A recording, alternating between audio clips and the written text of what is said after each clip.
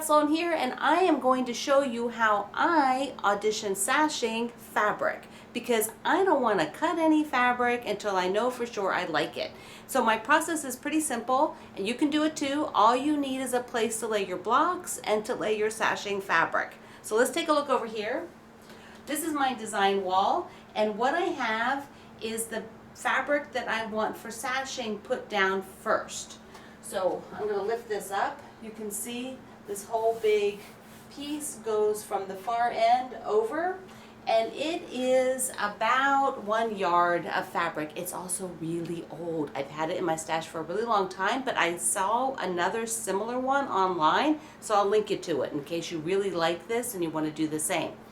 So what I've done is I found this super cute, I showed you this, the super cute layer cake and charm pack of Halloween fabric. It's got these so cute bats, and there's pumpkins and kitties. Oh my goodness, the kitties.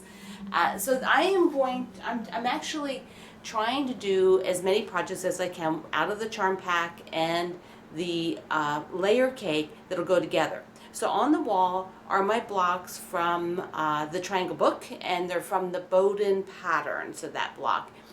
And I also have some other things. I'll show you a few things in progress here at the end. But for sashing, I'm at the point now where I really want to know what I'm going to do. I've made both green and white Bowden blocks, and I have a really wide sashing on here. It's actually about, let's see, if come up here, it's about 3 inches visually. When you look at it like this, it's about 3 inches wide, which is super wide. So there's a couple of things I have to do, because first of all, I can't get any more of this fabric. So I need to be sure that I like what I'm doing before I cut it, and that I like that width. So I kind of like it, but I think it needs, I like it because it's very light. I didn't want my Halloween quilt to be dark and heavy. I could have put a black up there. I could have put, some people like purple in Halloween. That's kind of not my thing, purple in Halloween, but if you love purple, then I would lay a piece of purple down there and try it. Try the different things and take a picture with your phone, your camera, so you can take a look at it and compare how they look. So for the corner, I think I'm going to need corners. So what I've done is I also do not want to cut any corner fabrics and audition them because I might not use them.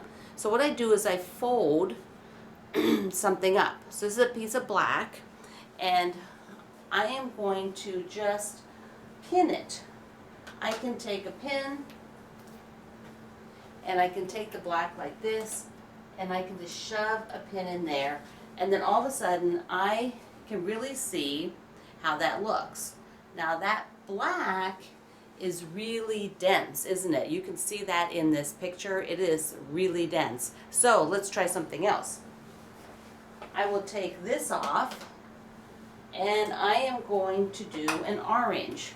I actually have one of the really cute little bats, and I used a wonder clip just to, keep it together. So here would be the orange. Okay, I have to have the back going the right way. And you want to see that a little bit closer. Let's pull in there. So there's the orange. Now this might be a place if you love purple with your Halloween. You could put a purple square there. That would be cute. You could audition that. So I'm pretty happy with the orange. I think the orange is the winner. Now I may not have enough. It's going to be a little rough if I do 3-inch wide sashing, or even if I cut it 3 inches and it'll be 2.5 finished. It might be a little rough to get something for the border. The border might have just a skinny piece, like all the pieces I sew together, which I will do. But I thought, well, first of all, do I really want white and green? So there you can see that I've alternated white and green because I made the white first. So if I wanted to check how this would look with just all green, it's pretty simple. I can change out the whites. I actually have another green block made, so I can put the green block here, and then because I don't have all green blocks, I pretty much want to see what the one at the top looks like.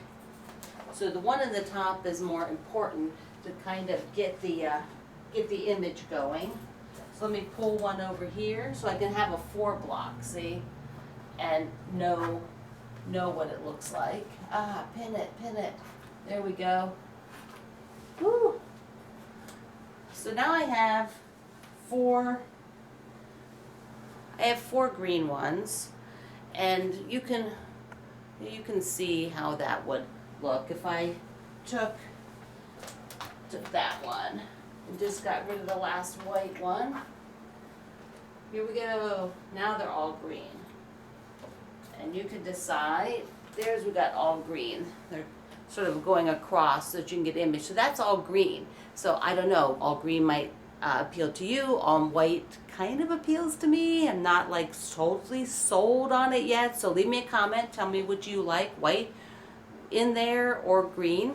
I'm also thinking about a 3x4 setting. So it's a little bit bigger. And I told you I was doing I'm trying to see how many projects can I actually make with the layer cake and the charm pack. So I went into my machine quilting book and I did some kitty blocks. Now this is the same fabric, the layer cake, and I did a kitty block, and then I did another one. Now this one is just a solid black kitty, so he shows up really well on the super cute kitty fabric. So this is my process. Once I decide, and I'm pretty sure I want that wide binding, so I could now cut the binding. I want to do a little math and see like how many will I be able to get out of that fabric and use. So this is my process for auditioning fabric for sashing before I cut anything. I'm Pat Sloan. I hope you will join me at my Facebook quilting community, Quilt Along with Pat Sloan. Sign up for my newsletter down below and join me in my Wednesday sew-alongs. We're doing Merry and Bright right now, which is a fun Christmas quilt. I'm all about holidays right now.